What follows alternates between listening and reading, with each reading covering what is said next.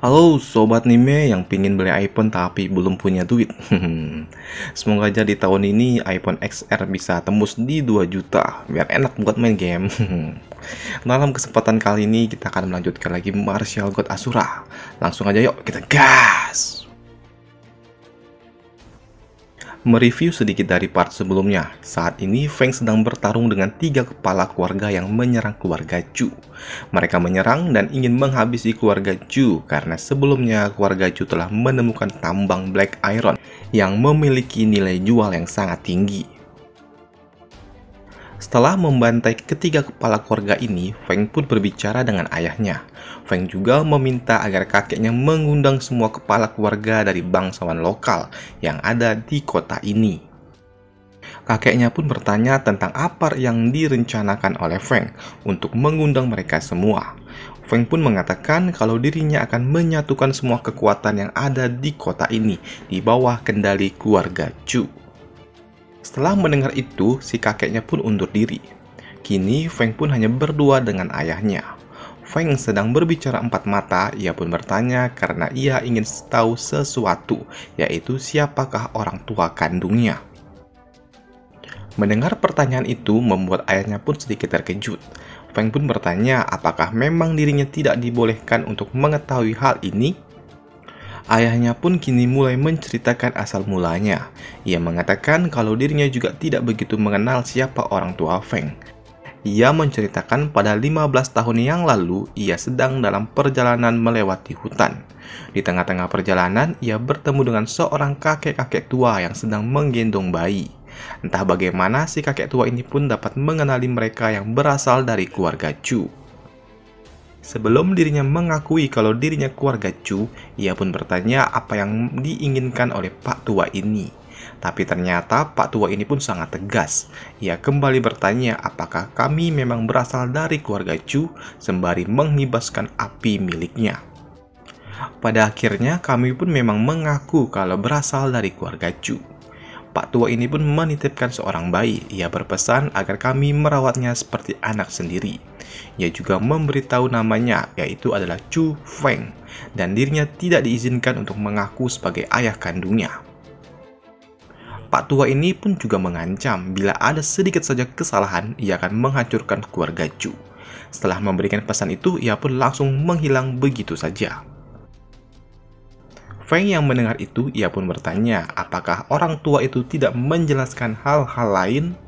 Ayahnya Feng pun menjawab kalau Pak Tua itu hanya mengatakan kalau dirinya telah menjalankan perintah itu. Setelah mengatakan hal itu, Pak Tua itu pun langsung berteriak, yang membuat dirinya tidak paham apa yang dimaksud oleh Pak Tua itu. Feng yang penasaran, ia pun bertanya bagaimana penampilan orang tua itu. Yang diingat oleh ayahnya, Pak Tua itu pun memiliki bekas luka bakar. Feng yang mendengar itu semua, ia pun curiga tentang pengemis yang ia temui di pasar karena terlihat seperti yang dimaksud oleh ayahnya ini. Tapi Feng pun berpikir kenapa pengemis ini takut dengan dirinya. Dan ia juga berkata kalau dirinya telah menjalankan tugas dan ia juga memohon ampun. Apa mungkin orang yang dimaksud pengemis itu adalah ayahnya Feng yang sesungguhnya? Melihat ekspresi Feng, ayahnya pun mengatakan kalau dirinya tetap akan mendukung bila Feng memang ingin bertemu dengan ayah kandungnya. Ia juga mengatakan walaupun mereka tidak sedarah, tapi ia tetap menganggap kalau Feng ini adalah anak kandungnya. Dengan sedikit terharu, Feng pun mengatakan kalau Pak Tua yang ada di depannya ini akan selalu menjadi ayahnya. Feng pun mengingat sesuatu. Ia mengatakan kalau dirinya belum membalaskan budi atas semua yang Pak Tua ini lakukan kepada dirinya. Kini Feng pun mengeluarkan beberapa butir Spirit Orbs. Pak Tua ini pun mengatakan kalau benda ini terlalu berharga dan ia merasa tidak berhak untuk menerimanya. Ia juga mengatakan kalau Feng lebih membutuhkan benda ini daripada dirinya sendiri. Tapi Feng pun mencoba meyakinkan ayahnya. Ia mengatakan kalau dirinya punya banyak sekali benda ini untuk dirinya sendiri. Feng juga mengatakan dalam 2 hari akan ada pertemuan besar. Maka dari itu ia meminta ayahnya harus mencapai ranah origin sebelum pertemuan itu dimulai. Di tempat lain, saat ini gadis ini pun melapor kepada Leng Wuzui. kalau dirinya terpisah dengan rekannya. Dan begitu ia mencari di mana rekannya, ia pun menemukan kalau rekannya sudah dalam kondisi tewas. Leng pun yang mendengar laporan itu, ia pun menganggap kalau dirinya sepertinya terlalu meremehkan Feng. Kini ia pun memberikan penawar racun kepada gadis ini. Begitu ia meminum air itu, ia pun merasakan sesuatu yang sangat-sangat mengerikan di tubuhnya dan langsung tewas begitu saja. Tanpa rasa bersalah, Leng pun tidak merasakan apapun dan ia pergi begitu saja. Beberapa hari kemudian, di tempat lain, saat ini acara pertemuan itu akan segera dimulai. Saat ini, ayahnya Feng pun membuka acara itu dan menyapa mereka semua yang ada di sana. Saat ini, ia pun menceritakan tujuan atau niatnya mengadakan pertemuan ini. Ia ingin menetapkan aturan-aturan untuk menjamin keamanan di kota ini. Namun, salah satu orang di sana pun melakukan interupsi. Ia mengatakan apakah keluarga Chu layak memimpin mereka. Selain membanting meja, orang itu juga menunjuk-nunjuk ke ayahnya Feng. Ia juga mengatakan untuk membawa semua keluarga Chu kemari dan ia akan menghajarnya. Begitu ia mendekat, bam! Tonjokan maut pun mendarat di wajahnya. Ia pun tidak menduga kalau kini ayahnya Feng sudah berada di ranah origin. Sembari memijak lawannya, ia pun memperingatkan apakah masih ada orang yang berani menentang dirinya. Acara itu pun tidak dihadiri oleh satu keluarga saja. Ada keluarga lainnya yang juga meragukan kualifikasi dari keluarga Chu. Mereka yang melakukan interupsi kali ini adalah kepala keluarga dari keluarga Zhao dan kepala keluarga dari keluarga Li. Kedua orang ini pun tidaklah lemah, yang menganggap kalau kepala keluarga Chu ini tidak sebanding dengan dirinya. Jadi kini mereka berdua pun mulai menekan dengan aura yang dimilikinya. Melihat mereka berdua yang menentang dan mengeluarkan aura membunuh, ayahnya Feng pun yaitu Chu Xiao ia langsung berlari dan melakukan inisiasi untuk menyerang. Namun, serangan itu pun dapat ditahan, bahkan kini pria baju putih ini pun melakukan counter attack dan siap menghajar Chu Xiao dari belakang. Beruntung, serangan itu pun dapat ia hindari. Namun, kini di belakangnya Chu Xiao ada serangan lainnya yang berasal dari pria lainnya dengan menggunakan kaki yang sudah dilapisi oleh energi. Tapi, tendangan itu pun tidak dapat ia hindari, jadi saat ini Chu Xiao harus menahannya. Tapi saat ini dirinya harus 2 lawan 1. Dan di belakang Chu Xiao ada serangan lainnya dari pria baju putih itu. Tapi tiba-tiba ada efek petir yang bergerak. Dan tiba-tiba Feng pun ada di belakang Chu Xiao. Bukan cuma menahan, Feng pun melakukan serangan. Yang membuat pria itu pun harus terpental dengan memuntahkan darah. Dan pria coklat ini pun juga tidak luput dari Feng. Ia menangkapnya dan langsung mengeksekusinya di tempat. Dengan badas, kini Feng pun mengatakan dan tidak peduli dengan siapapun, keluarga Chu akan tetap menyatukan kota ini, dan bagi yang menolak sama saja dengan mati. Mendapati peringatan dari Feng, keluarga lainnya pun terkena mental, dan pada akhirnya mereka semua pun setuju untuk mengikuti keluarga Chu. Melihat mereka setuju untuk bergabung, Feng pun tidak kenal ampun. Ia menyuruh mereka semua untuk tunduk dengan cara berlutut untuk membuktikannya. Tapi ada pria bodoh di sana. Ia pun menolak berlutut dan langsung saja ia pun tersambar petir dan tewas seketika. Yang membuat keluarga-keluarga lainnya pun mau tidak mau harus berlutut dengan Feng. Melihat mereka semua berlutut di hadapan keluarga Chu, ada seseorang yang tertawa. Orang itu adalah pengurus Lin, dan saat ini ia berada di ranah spirit tingkat 9. Ia sombong bukan karena tingkat spiritualnya, tapi ia sombong karena ia memiliki token Ji Jin. Token Ji Jin merupakan token yang dimiliki oleh penguasa kota 2. Di mana penguasa kota 2 ini merupakan tingkatan ketiga setelah pemerintahan istana. Ibaratnya seperti pemerintahan kabupaten lah yang dipimpin oleh bupati. Begitu juga dengan tingkatan yang ada di atasnya, layaknya provinsi dan pemerintahan pusat. Dan kampretnya, si pria ini pun membawa token yang berasal dari pemerintahan kota 2. Ia pun meminta mereka semua untuk tunduk dengan dirinya. Para keluarga-keluarga kecil ini pun bingung, mereka pun harus tunduk dengan keluarga Chu atau harus dengan penguasa kota. Melihat Feng membantah perintah dirinya yang membawa token itu, ia pun memperingati Feng. Apakah Feng akan melawan pemerintahan kota dan menjadi musuh dinasti? Tapi Feng pun tidak peduli, ia beranggapan kalau token itu tidaklah penting, dan ia menganggap kalau token itu tidak dapat memberikan perintah kepada dirinya. Pria pembawa token ini mengatakan kalau pemerintah kota sudah mengetahui tentang tambang besi ini dan akan segera menuju kemari dengan pasukannya. Oleh karena itu, mulai hari ini ia mengatakan kalau tempat ini akan dikuasai langsung oleh pemerintahan kota. Pria ini pun mengatakan kalau mereka yang ada di sini akan tetap bekerja di tambang itu.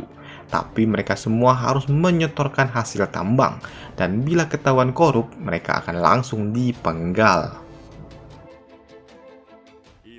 Di tempat lain, saat ini penguasa yang dibicarakan itu sedang menuju kota. Di sana, mereka pun membawa cukup banyak pasukan pengawal, karena saat ini penguasa itu datang langsung untuk meninjau area tambang yang baru saja ditemukan itu. Rombongan mereka pun ternyata dihadang oleh seseorang. Ternyata orang itu adalah Suro.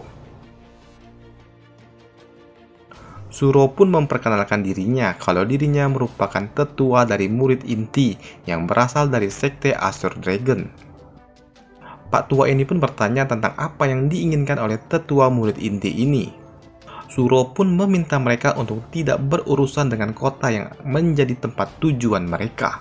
Mendengar itu, pria tua ini pun tertawa. Ia mengatakan bisa-bisanya selevel tetua ikut campur dengan urusan dirinya. Ia juga mengatakan bahkan jika kepala sekte yang datang pun dan memohon, ia tetap tidak akan dapat ikut campur. Melihat sikap angkuh itu, kini Suro pun mengangkat lengannya yang membuat sihir di atasnya. Lalu ia pun menebarkan sihir itu dan terlihat seperti api biru di hadapan mereka. Sihir itu ternyata cukup kuat untuk memberikan retakan pada tanah yang memberikan batas di antara mereka. Pak tua ini yang melihat sikap Suro, ia pun menyuruh pasukannya untuk menyerang. Dengan tenang, Suro pun mengatakan kalau orang-orang ini hanya berada di ranah origin. Kini Suro pun terlihat menggunakan sihirnya yang terlihat sangat-sangat besar, seperti tornado api hitam dan api biru yang menyatu satu sama lain, yang membuat semua pasukan itu pun langsung terhempas seketika. Pria tua ini yang melihat pasukannya habis dihajar oleh Suro, ia pun memberikan peringatan kalau masalah ini akan menyeret sekte Azure Dragon. Suro yang melihat sikap arogan itu, ia pun merasa sangat kesal, karena pada awalnya ia ingin memintanya dengan cara baik-baik, tapi mau bagaimana lagi, ia kini menunjukkan token yang dimilikinya dan memberikan perintah secara langsung. Di tempat lain, utusan penguasa ini pun mengajak kepala keluarga di keluarga ini untuk mengikutinya untuk menyambut pimpinan kota yang akan tiba. Ia juga mengatakan kalau dirinya akan melaporkan Feng dan keluarga Chu karena tidak mau berlutut setelah melihat token yang dibawa oleh dirinya. Melihat penguasa itu datang, ia pun meminta mereka semua untuk bersujud. Hingga Pak tua ini pun tiba di hadapan, Feng pun tetap tidak mau bersujud. Penguasa ini yang melihat bocah di hadapannya, ia pun bertanya apakah orang ini adalah Feng. Ya, Feng pun membenarkannya kalau dirinya adalah Chu Feng. Mendengar itu, ia pun memuji Feng karena ia mendengar kabar kalau Feng dapat mengendalikan Reiki di usia yang sangat-sangat muda. Melihat sikap penguasa yang tidak normal, tentu saja membuat pria ini bingung tentang apa yang sebenarnya terjadi. Penguasa ini yang turun dari kuda, ia pun langsung berjabat tangan dengan Feng dan mengatakan kalau dirinya telah mendengar rumor-rumor tentang Feng selama ini dan ia akan memberikan hadiah sebanyak 1000 buah Spirit Beads. Dan untuk masalah tambang, ia tidak akan mempedulikannya lagi dan mengizinkan keluarga Chu untuk mengelolanya sendiri. Mendengar itu tentu saja membuat Pak tua ini terkejut. Ia memohon dan bertanya, bukankah dirinya yang akan diberikan hak untuk mengelola kota ini dan area tambang seperti yang dijanjikan beberapa waktu lalu. Bahkan sampai dirinya dipercaya mendapatkan token milik Pak tua itu. Pak tua ini pun memberikan perintah kepada pasukannya untuk menangkap pria itu karena telah mencuri token miliknya dan menipu masyarakat. Feng yang melihat itu, ia curiga sebenarnya apa yang direncanakan oleh penguasa kota ini. Pak tua ini pun bertanya apakah Feng mengetahui kompetisi yang akan diadakan di kota Vermilion-Burg. Feng yang mendengar itu, ia pun menduga apakah penguasa ini tiba-tiba baik karena kompetisi yang disebutkan ini. Pak tua ini pun mengatakan kalau kompetisi itu akan diadakan dalam 10 hari lagi, dan ia meminta agar Feng menjadikan perwakilan kota dalam turnamen kali ini. Feng yang mendengar itu, ia bertanya apa benefit atau keuntungan yang ia terima setelah mengikuti turnamen itu. Pak tua ini pun mengatakan kalau tidak ada keuntungan apa-apa bila cuma mengikutinya, tapi akan mendapatkan 5.000 spirit bits jika dapat memenangkan turnamen itu. Mendengar jumlah yang sangat banyak, Feng pun setuju dengan permintaan itu. Kini Pak tua itu pun memberikan token miliknya, dan ketika Feng sampai di kota miliknya, ia akan mengirimkan orang untuk mengantarkan Feng menuju tempat kompetisi itu. Feng yang melihat mereka pergi, ia pun berpikir apa memang gara-gara kompetisi mereka semua tiba-tiba menjadi baik. Chu Xiao yang mendengar itu, ia pun bertanya kenapa Feng memutuskan untuk mengikuti kompetisi itu. Mendengar itu, Feng pun bertanya memangnya kenapa? Ayahnya pun menjelaskan kalau kota itu merupakan kota kelas 1, yang mana pimpinannya akan menguasai 20 kota kelas 2, dan tidak akan mudah mengikuti kompetisi ini. Feng yang mendengar itu, ia pun tidak peduli. Ia mau berfokus mengurus kotanya dulu sebelum memikirkan kompetisi itu. Dalam perjalanannya, pengawal penguasa ini pun bertanya kenapa ia menyerahkan tambang itu ke keluarga Chu, dan bagaimana mereka akan membayar pajak tahun ini. Pak tua ini pun menjawab ya mau bagaimana lagi, paling dirinya hanya akan dihukum. Selain itu, orang yang menghalangi mereka beberapa waktu lalu adalah nona kedua dari penguasa kota Vermilion-Burg. Beberapa hari kemudian, Feng pun melakukan kultivasi di tengah hutan. Di sana, ia merasa kalau dirinya sudah naik level, yang mana kini dirinya berada di ranah spirit tingkat 8. Ia yang sedang melakukan kultivasi menyadari kalau ada seseorang yang mengawasinya. Ia pun mengatakan dan bertanya siapakah orang itu. Ternyata dari balik semak-semak keluarlah seseorang, yaitu Leng Wuzui. Leng pun mengatakan ternyata Feng memang memiliki kekuatan spiritual, dan pantas saja gurunya menginginkan Feng menjadi muridnya. Feng yang melihat itu, ia pun bertanya siapakah orang yang ada di hadapannya. Leng pun memberitahu kalau Feng tidak perlu waspada dengan dirinya. Ia juga memperkenalkan diri kalau dirinya adalah Leng Wuzui yang berasal dari sekte Azure Dragon. Feng pun bertanya untuk apa ia kemari. Ia merasa kalau dirinya tidak memiliki masalah, dan tentunya Feng pun mengatakan hal demikian sembari memegang belati petir miliknya. Basa-basi, Leng pun mengatakan kalau dirinya kemari untuk mengeksekusi Feng. Leng pun juga memperingatkan untuk tidak perlu kabur karena hal itu percuma. Feng pun tersenyum. Ia kini melemparkan belati yang dipegangnya ke arah Leng, tapi dengan mudah belati itu pun dapat dihentikan olehnya. Ternyata Feng melemparkan belati itu untuk mengalihkan perhatian lawannya dan mencoba melarikan diri. Feng yang mencoba melarikan diri, ia pun dikejar oleh Leng. Kini Leng pun menyiapkan serangan di jari telunjuknya dan menembakkannya ke arah Feng. Feng yang melihat ada serangan ke arahnya, ia pun berusaha menghindari serangan itu dengan cara melompat ke arah yang berlawanan. Leng yang melihat serangan kecil yang dapat dihindari, ia kini mencobanya kembali dengan menembakkan sihir yang lebih besar kepada Feng. Tapi lagi-lagi serangan itu pun dapat dihindari oleh Feng. Ia yang kesal kini menyiapkan serangan yang lebih besar lagi dan tentunya lebih kuat untuk segera mengeksekusi Feng. Kini sihir besar itu pun telah berkumpul di tangannya dan langsung saja ia menembakkannya ke arah Feng yang menimbulkan suatu ledakan yang sangat besar. Leng pun menduga apa serangannya berhasil mengeksekusi Feng atau bagaimana. Tapi ia pun sedikit terkejut karena ia melihat ada bayangan hitam dari balik ledakan itu. Ia pun tidak menduga kalau dari balik bayangan itu adalah Tetua Suro. Melihat ada Tetua Suro, ia pun yakin kalau orang-orang yang dikirim olehnya telah tewas di tangan tetua ini. Tapi gadis pink ini pun menolak tuduhan itu dan menyebut itu adalah fitnah. Dan sebagai tetua dari murid inti, ia pun ingin memberikan pelajaran untuk Leng. Tapi tiba-tiba Suro pun merasakan ada sesuatu yang aneh, karena tiba-tiba ada burung gagak yang melintas di atasnya.